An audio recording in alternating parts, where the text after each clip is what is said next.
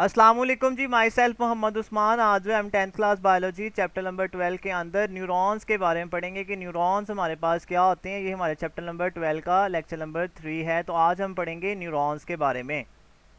तो न्यूरॉन्स को स्टार्ट करने से पहले हमने एक चीज़ को अंडरस्टैंड करना है कि अब हमारा जो चैप्टर का एक हिस्सा जो हमने स्टार्ट कर लिया, उसका नाम हमारे पास है जी नर्वस सिस्टम। तो नर्वस सिस्टम जो है वो कितने हिस्सों पे आगे डिपेंड करता है। तो नर्वस सिस्टम में दो चीज़ें हमारे पास आती हैं, CNS और PNS। ठीक है, CNS से मीन होता है सेंट्रल नर्वस सिस्टम, ठीक है, सेंट्रल नर्वस सिस्टम CNS, ठीक है। और दूसरा हमारे पास जो है इसको हमने डिवाइड किया है PNS के अंदर, पेरिफेरल नर्वस सिस्टम, ठीक है, PNS, ठीक है। जो नर्वस सिस्टम है इंसान का, उसको दो पार्ट्स के अंदर डिवाइड किया गया है, सेंट्रल नर्वस सिस्टम के अंदर और पेरिफेरल नर्वस सिस्टम के अंदर, ठीक है। सेंट्रल नर्वस सिस्टम के अंदर दो हिस्से, दो चीज़ें आएंगी, ब्रेन और स्पाइनल कॉर्ड, ठीक है। और जो पेरिफेरल नर्वस सिस्टम होगा उसके अंदर जितनी भी नर्व्स बॉडी में फैली हुई हैं उसका नाम जो है वो हमारे पास क्या होगा, पेरिफेरल नर्वस सिस्टम होगा। तो नर्व जो है वो पेरिफेरल नर्वस सिस्टम में आती हैं, ब्रेन और स्पाइनल कॉर्ड जो है हमारे पास सेंट्रल नर्वस सिस्टम के अंदर आते हैं। तो आपने याद रखना है नर्वस सिस्टम के दो हिस्से हैं, CNS central nervous system, PNS peripheral nervous system. Central nervous system consist of brain and spinal cord and peripheral nervous system consist of nerves. तो आगे हम जो है वो न्यूरॉन्स के बारे में पढ़ते हैं। तो न्यूरॉन्स की बात करते हैं। जो न्यूरॉन्स हमारे पास क्या होते हैं, तो इसको हम स्टार्ट करेंगे जी लेक्चर के अंदर। बड़ा ही इंपॉर्टेंट लॉन्ग क्वेश्चन है ये। न्यूरॉन जो है हमारे पास, इंट्रोडक्शन की बात कर लेते हैं इसकी। तो neurons is also called as a nerve cell, इसे हम नर्व सेल भी कहते हैं, ठीक है। न्यूरॉन का दूसरा नाम हमारे पास क्या है, नर्व सेल है।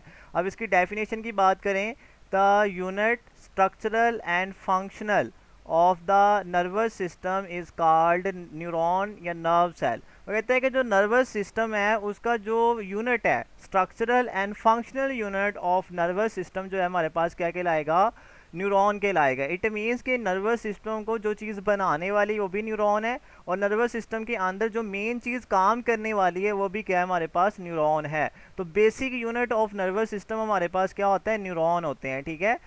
न्यूरॉन जो है हमारे पास क्या है, basic unit of nervous system. आगे नंबर्स की बात कर लेते हैं कि कितने मकदार में न्यूरॉन जो होते हैं। द ह्यूमन नर्वस सिस्टम, जो इंसान का नर्वस सिस्टम है, consist of billions of neurons. कितने न्यूरॉन्स होते हैं उसमें, बिलियंस ऑफ न्यूरॉन होते हैं, ठीक है।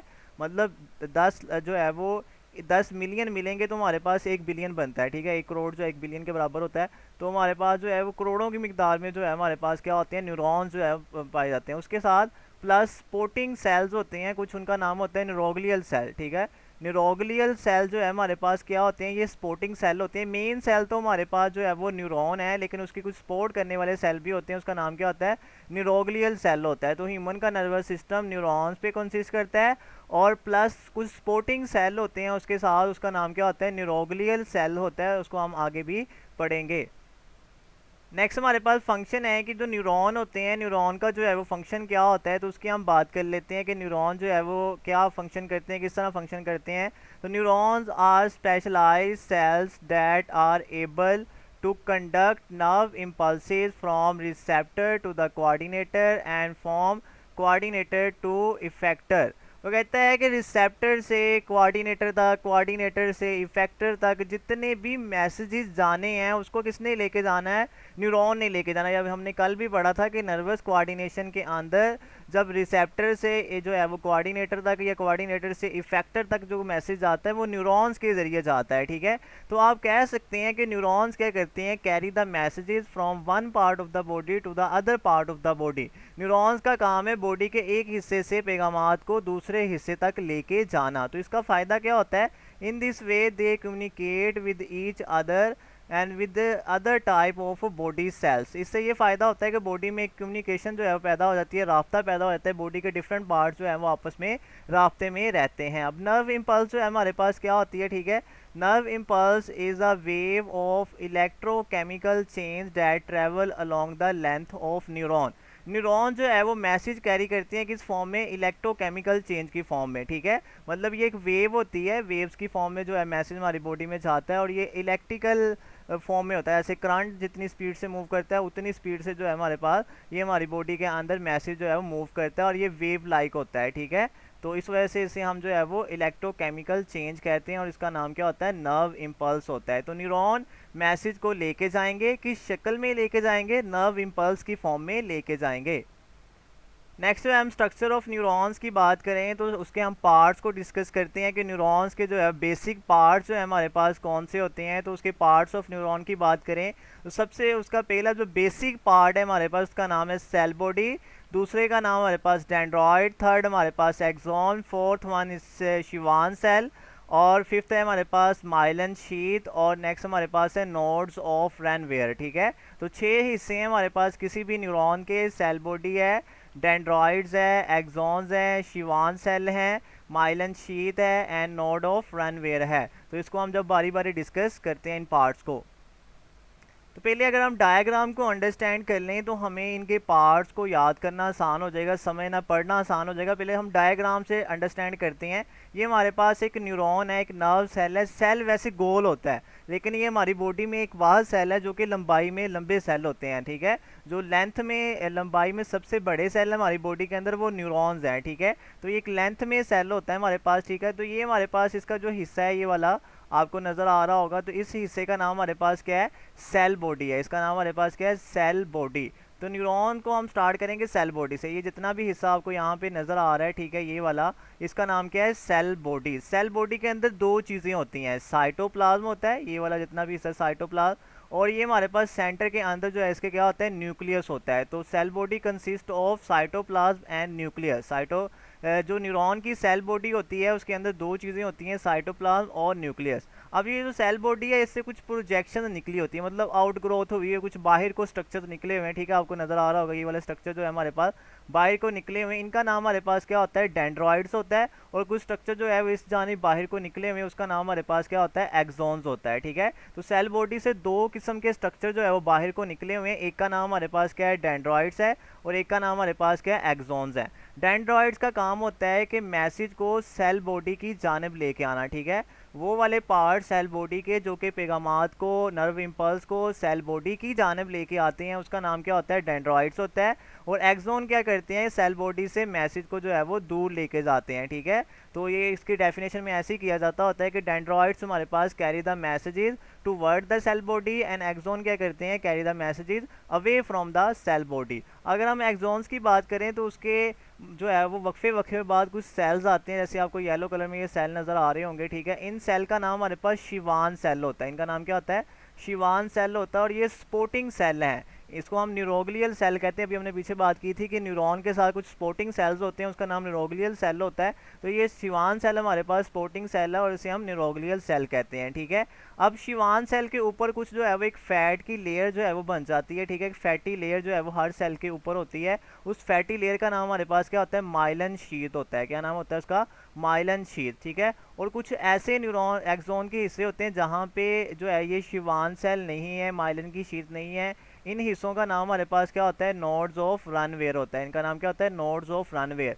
जहाँ पे फैट की लेयर नहीं है, शिवान सेल के दरमियान थोड़ा थोड़ा वक्फा भी आता है, उसे हम कहते हैं नोड्स ऑफ रनवेयर। और ये हमारे पास टर्मिनल एंड है किसके, एक्सॉन टर्मिनल है हमारे पास, टी जो है वो ER सी यहाँ पे स्पेल देख लीजिएगा, TER है। ठीक है, टर्मिनल मतलब यहाँ पे एक्सॉन जो है वो ख़त्म हो जाते हैं, यहाँ से आगे जो है वो दूसरा न्यूरॉन स्टार्ट हो जाएगा, उसकी जो है वो सेल बॉडी स्टार्ट हो जाएगी। तो ये पार्ट्स हैं इसके, आगे इनको बारी बारी जो है वो डिस्कस हम करते हैं। नेक्स्ट है हमारे पास जी सेल बॉडी। अब हम बारी बारी डिस्कस करेंगे इनको, स्ट्रक्चर को अभी हमने पार्ट जो है वो डायग्राम के अंदर अंडरस्टैंड किए थे। अब इनको पढ़ भी लेते हैं कि सेल बॉडी हमारे पास क्या है, the nucleus and most of the cytoplasm of a neuron is located in its cell body. अभी मैंने बताया था कि सेल बॉडी के अंदर दो चीज़ें होंगी, उसका न्यूक्लियस होगा और दूसरा उसके अंदर मोस्ट ऑफ द साइटोप्लाज्म का जो हिस्सा होगा वो सेल बॉडी के अंदर होगा। दूसरा हमारे पास डेंड्रॉइड जो इसकी सेल बॉडी से आउट ग्रोथ हुई है, बाहर को जो चीज़ें निकली हुई है। ठीक है, different processes extend out from the cell body. वो कहते हैं बहुत सी जो स्ट्रक्चर्स हैं वो सेल बॉडी से बाहर को निकले हुए हैं, दीज आर कॉल्ड डेंड्रॉइड्स। इन्हें हम क्या कहते हैं, डेंड्रॉइड्स कहते हैं। ठीक है, dendroids conduct impulses toward the cell body. Dendroids का काम होता है कि पैगामात को, इम्पल्सिस को, मैसेजेस को सेल बॉडी की जानिब जो है वो लेके जाना। नेक्स्ट हमारे पास है axons. An axon arise from the cell body, ये भी जो है वो सेल बॉडी से निकले होते हैं, उससे अराइज हुए होते हैं, ठीक है।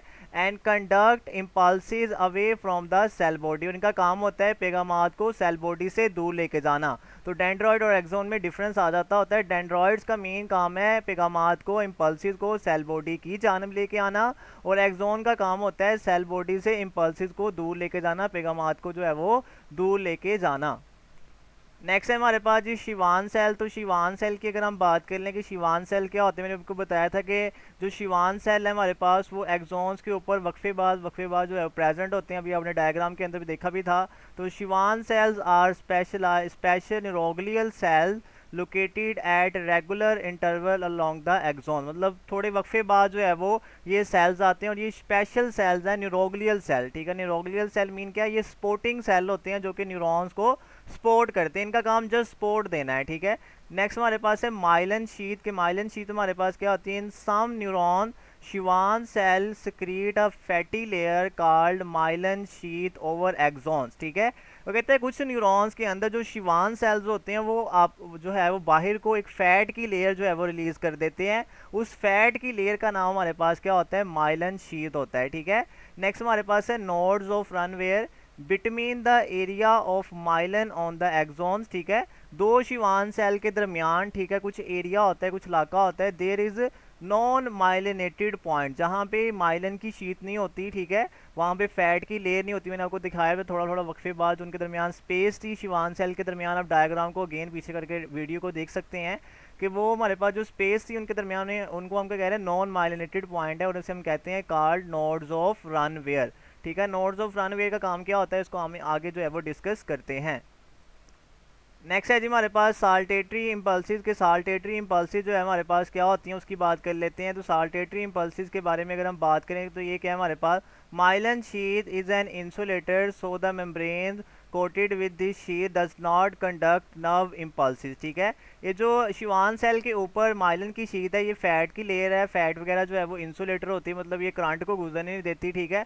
तो ये जो हमारे पास मैसेज मूव कर रहा होता है न्यूरॉन से, ठीक है, नर्व इम्पल्स की फॉर्म में, वो भी दरअसल जो है हमारे पास क्या होता है, एक जो है वो मैसेज ही होता है, एक जो है वो करंट ही होता है। तो ये माइलन की शीट जो है ये क्योंकि करंट को गुजरने नहीं देती, तो इस तरह ये मैसेज को भी कंडक्ट नहीं करने देगी जिसके ऊपर ये प्रेजेंट होगी, मतलब उसमें से मैसेज पास आउट नहीं हो सकता, ठीक है। In such a neuron impulses jump over the areas of myelin going from node to node, ठीक है। वो न्यूरॉन जो होते हैं वो क्या करते हैं, वो इम्पल्सिस जो है वो माइलन शीट के ऊपर से नहीं गुजरती बल्कि उसमें से जंप करके चली जाती है। वो जो नोड है, वो जो नोड ऑफ रनवेयर है, एक नोड वो रनवेयर से जंप करेंगी दूसरे नोड ऑफ रनवेयर पे, तीसरे नोड ऑफ रनवेयर से, ठीक है। तो इस तरह जो है वो मूव करती रहेंगी, ठीक है। Such impulses are called saltatory and jumping impulses, ठीक है। इस तरह जो नर्व इम्पल्सिस मतलब ये ऐसे मूव करेंगी जंप करके, ठीक है। दरमियान में इनके शिवान सेल होंगे, वो हर शिवान सेल को पास करते हुए जंप करते हुए गुजर जाएंगी, और जिस जिस पॉइंट पे ये रुकेंगी जाके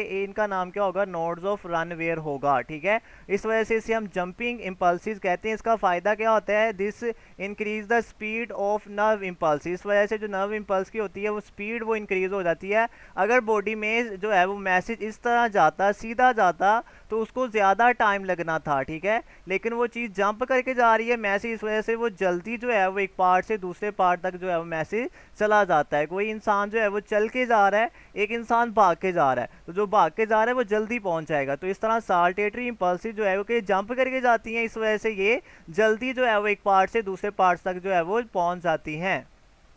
अब हम डायग्राम के जरिए अंडरस्टैंड करते हैं साल्टेटरी इम्पल्सिस को, कि जो हमने पढ़ा है अभी हमने साल्टेटरी इम्पल्सिस के बारे में। तो ये हमारे पास सेल बॉडी है, तो इससे एक्सॉन्स निकला हुआ है, ठीक है।